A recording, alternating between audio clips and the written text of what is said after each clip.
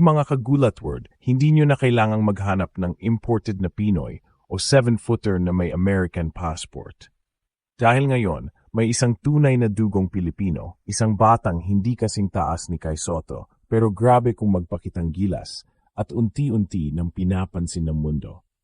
Ipinapakilala ko ulit sa inyo ang lalaking ginulat ang Southeast Asia, nilampasan ng expectations sa gilas, at ngayon, pinag-uusapan na ng mga NBA scouts, Kevin Kuyambao. Kung dati, ang usap-usapan lang ay si Kai Sotto bilang pag-asa ng bansa sa NBA, ngayon may bagong pangalan na bumubulabog sa eksena. Pero teka, hindi ito laban ng Kai versus Kevin. Sa totoo lang, sila ang magiging 1-2 punch ng Gilas Pilipinas sa mga darating na taon. Pero ang shocking revelation, kung skills lang ang pag-uusapan, yung decision-making, basketball IQ, at leadership sa court, may ilan nang nagsasabing mas NBA ready daw si Kevin. At kung iisipin mo, may punto rin. Kagulat word, naalala mo ba nang unang pumutok si Kevin Kuyambao sa UAAP? Akala ng marami, system player lang siya, magaling lang dahil sa coaching ng Lasale. Pero habang tumatagal, lumilitaw na hindi lang siya role player. Siya ang centerpiece. Isang forward na marunong magdala ng bola, may pasa na parang point guard, may footwork na parang veterano, at may instinct na hindi matuturo sa kahit anong training camp. Hindi siya flashy tulad ng ibang high flyers, pero consistent, thinking player. Para kang nanonood ng batang Nikola Jokic, pero may Filipino swag. At hindi lang ako ang nagsasabi nito. Mismong mga international basketball pages na, pati mga analysts abroad, pinapansin na ang laro ni KQ. May ilan na nag-post ng clips niya, sinasabing underrated playmaker from Southeast Asia. Isipin mo yon. Batang-bata pa si Kevin, pero nasa radar na siya ng mga scout. Hindi dahil sa hype, kundi dahil sa laman ng laro niya. Hindi siya TikTok star, hindi siya social media darling. Pero sa loob ng court, siya ang type ng player na gusto ng NBA teams. Low maintenance, coachable, team first, and highly skilled. Ngayon, hindi natin may kakaila ang impact ni Kai Sotto. Siya ang trailblazer, ang simbolo ng ating pangarap na Pinoy sa NBA. Pero habang si Kai nagre-rehab pa, si Kevin ay nagdodomina sa Gilas practices at tournaments. Sabi nga ng isang Gilas insider, kung leadership ang pag-uusapan, si KQ ang pinaka-bossing sa training. Tahimik, pero may presence. Hindi mo yan matutumbasan ng height. Yan ang tinatawag na basketball maturity. Alam mo kung sino pa ang naalala ko kay Kevin Kuyambao? Hindi lang si Jokic. May halong Tim Duncan. Yung the big fundamental, hindi maingay pero panalo. Ganun si Kevin. Di mo mapapansin agad pero pagtingin mo sa stats, 18 points, 9 rebounds, 10 assists. Halimaw sa efficiency. Parang Arwin Santos nung peak niya, pero mas refined, mas maaga ang maturity.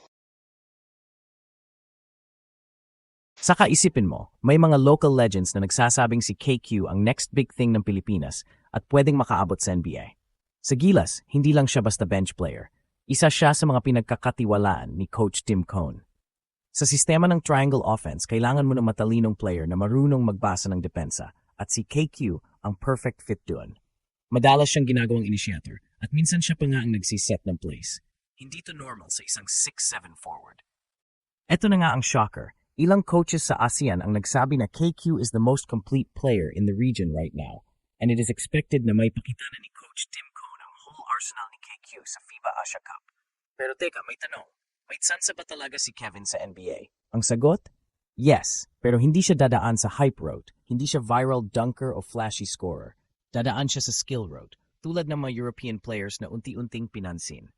Ang kailangan lang, exposure, tamang teaming, at training sa mas mataas na level. Posibleng G-League? Posibleng Summer League? Bakit hindi? Ang kagandahan pa kay KQ, tunay siyang Pilipino. Born and raised dito, walang foreign passport, walang US training, walang NCAA hype. Pero ang laro niya, parang galing Europe. Sobrang rare. Kaya kapag pumutok siya sa international tournaments tulad ng FIBA Asia or Olympic qualifiers, posibleng mauna pa siyang maimbitahan kaysa sa inaasahan natin. Ang tanong na lang, ready ba ang Pilipinas para i-claim si Kevin bilang susunod na global star? Hindi rin siya selfish. Sa mga interview niya, laging team ang priority. Hindi siya naghahabol ng stats. Isa siyang leader in silence, at yun ang kadalasan hindi natin napapansin. Sanay tayo sa mga player na maingay, puro highlights. Pero si KQ, he lets his game do the talking. Kaya nga kinilabutan ng ilang scouts dahil bihira ang ganitong klaseng player. Imagine a future Gilas lineup. Kai Sotto at center, Kevin Kuyambao sa shooting guard, Dwight Ramos sa point, Carl Tamayo sa wings, at si Edu sa power forward. Hindi lang ito team, ito ang nightmare ng Asia. At sa loob ng lineup na to, si KQ ang glue guy.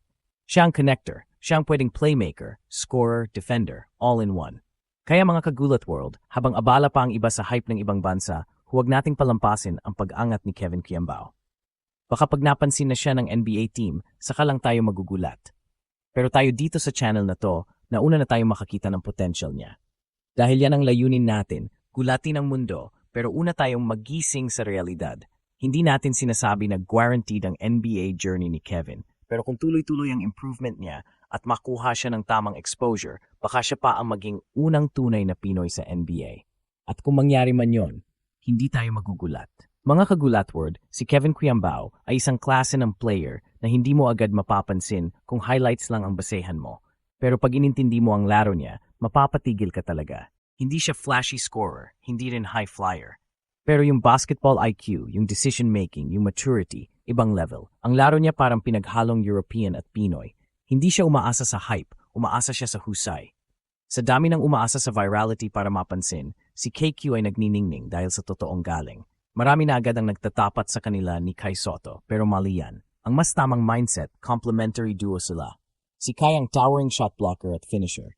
Si Kevin ang playmaker, floor general at leader on the court. Imagine mo, Kai sa ilalim, Kevin sa labas. Parehong threats, pero ibang-ibang style.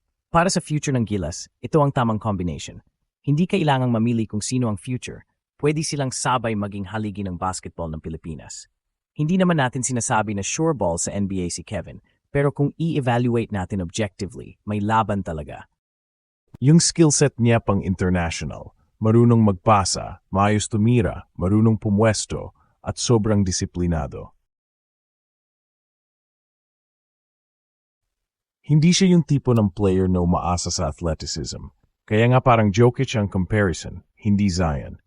Kung ma-expose lang siya sa tamang liga, Summer League, G League o international camps, malaking posibilidad na mapansin siya ng mas malaking mundo. Dark horse prospect kumbaga. Ang pinaka-importanting point, huwag na nating hintayin pang ibang bansa ang mag-validate kay KQ.